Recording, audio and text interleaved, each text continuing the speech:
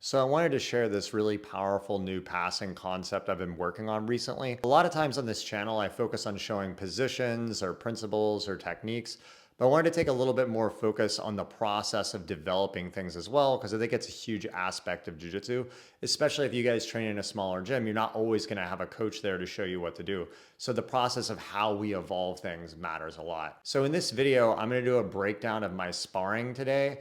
And I'll be discussing this kind of big, broad idea of focusing on posture, not just to pass the guard, but for energy efficiency. So it's not a fully flushed out idea, but I think you guys get a lot out of watching the process of me evolve this stuff. And then when I fully have grasped the whole concept into a system I think makes sense, I'll release a full video on it then as well. But the basic idea is a lot of times when we pass, we focus on passing first or position first.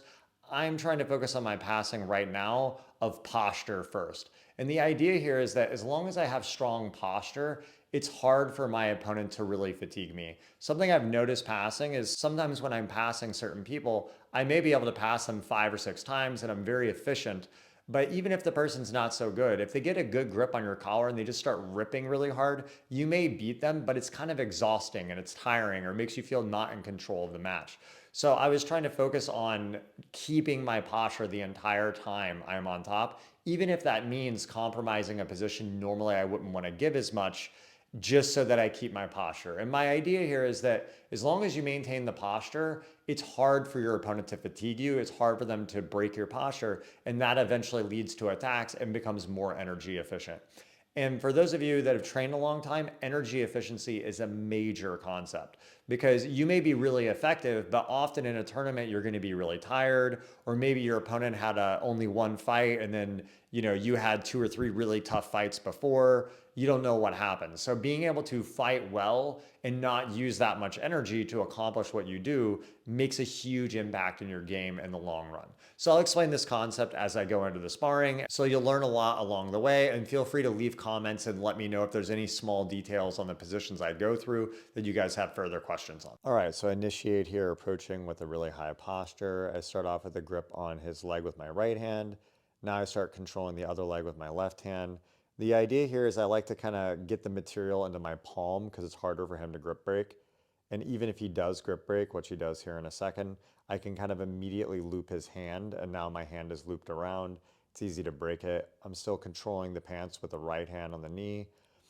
Here, I'm expecting him to sit up and maybe go to a single leg guard position, so I'm going to quickly post against his shoulder as he sits up into it, and that kind of blocks him from being able to get to the single leg. I saw Eric Muniz do this in competition the other day, so I started using it more. So now he tries to go up to a double grip, and I get control on this top pant leg. From here, I like to do this thing where I kind of rip the top pant leg back, that knocks it out of the way, and then I drop down into kind of like a knee shield type position that I can work a knee cut from.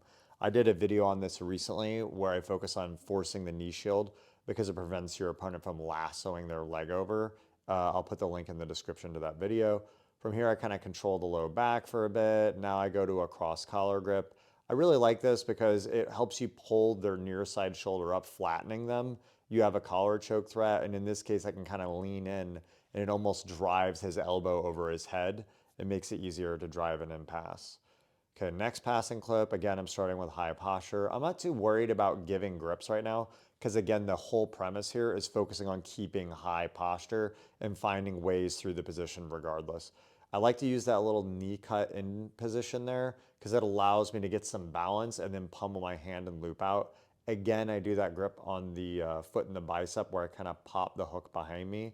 From here, I try to go into like a knee cut again with that right hand on the pant leg and my left hand on the lapel, but he tries to turn me to the left, and this is often where I go for a quick high step back out. This is a common position Leandro Lowe used to use with an underhook. I've also used it before with a pant leg or a pant grip.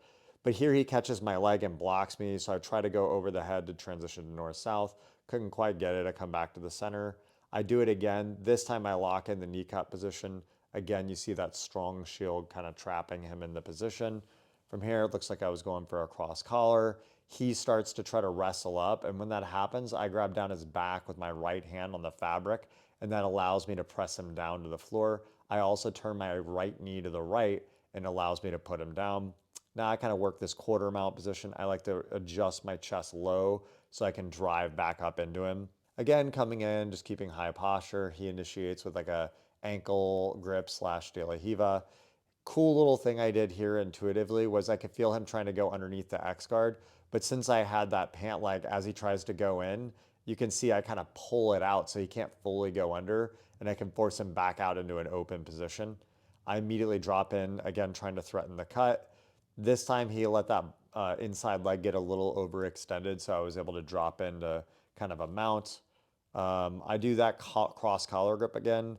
Another thing I like here sometimes is I'll actually grab a bit lower on the collar because it allows me to kind of drive up into him and keep some balance. And then I transition to more of a classic crossface with the left arm. Again, coming in, just letting him get double sleeve in this case, just focused on keeping high posture. He has a pretty good chop sweep from there that he tries to hit me with. I had enough posture and I responded quick enough I didn't get knocked over. He had a good opportunity to maybe shoot a triangle choke there as well, but I had a good grip on the pant leg, so it kind of blocked that. Notice again when he has a lot of sleeve grips with the leg past body, I'm often looping his wrist or sleeve to break the grip. My right hand's now controlling the pant leg.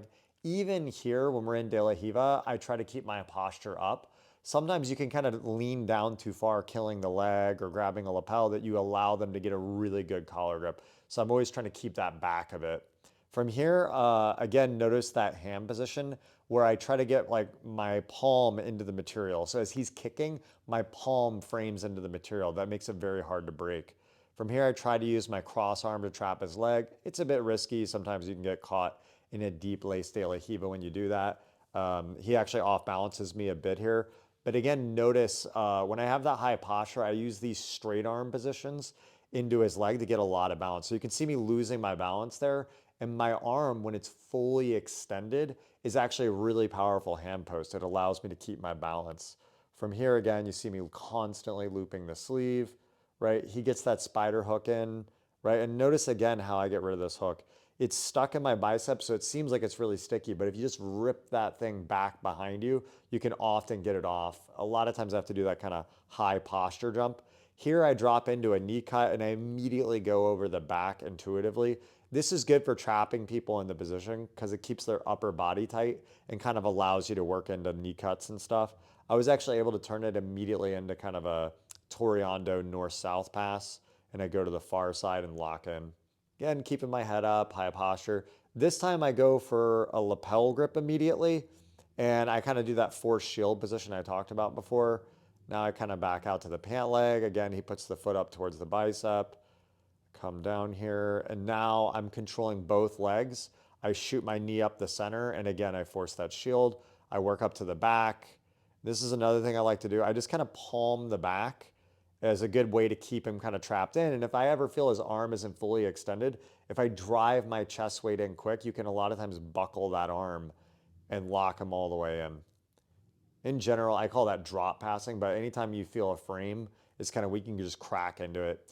Here he tries to do kind of like, I think he said Craig Jones showed this as some escape. Caught me kind of off guard, off balanced me a little bit. Not exactly sure what it was, but it was pretty annoying. Check out the Craig Jones instructional, I guess, if you want to learn that one. So here, again, just focusing on posture. I'm playing with a lot of different grip entrances. So I do kind of a lower lapel grip, but notice my right arm is on the inside of his thigh there. So as I come in, I kind of initiate a knee shield. You can't really see it at this angle, but it's like his knee shield is going over my arm. So I get kind of a good angle here. And now I'm just keeping that shield. Again, when there's a shield, they cannot lasso. It keeps them trapped into you because they're so turned in and that shield is stuck. So here he tries to, again, turn me away. And then I try to do that long step. Again, he kind of catches my foot with, or my leg with his foot. But then I just transition back to the classic cut. There you get a better angle with that forced knee shield. And I can kind of come in. This is a cool finish. I use my right hand to kind of grab on his hip and pull up.